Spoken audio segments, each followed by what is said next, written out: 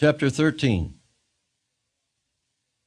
Let every soul be subject to the governing authorities, for there is no authority except from God, and the authorities that exist are appointed by God.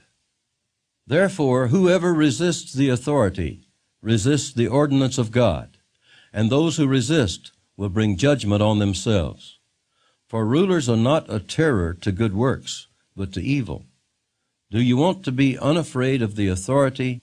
Do what is good, and you will have praise from the same. For he is God's minister to you for good. But if you do evil, be afraid, for he does not bear the sword in vain.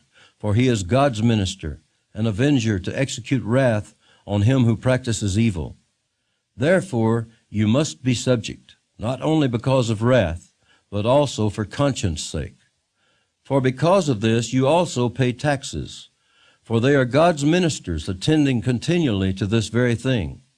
Render therefore to all their due, taxes to whom taxes are due, customs to whom customs, fear to whom fear, honor to whom honor. Owe no one anything except to love one another, for he who loves another has fulfilled the law. For the commandments, you shall not commit adultery, you shall not murder, you shall not steal, you shall not bear false witness, you shall not covet, and if there is any other commandment, are all summed up in this saying, namely, you shall love your neighbor as yourself.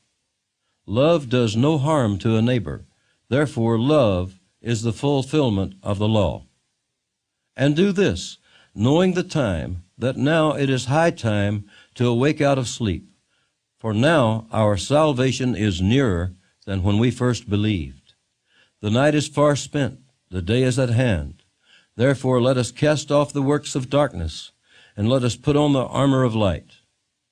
Let us walk properly, as in the day, not in revelry and drunkenness, not in lewdness and lust, not in strife and envy. But put on the Lord Jesus Christ, and make no provision for the flesh to fulfill its lusts.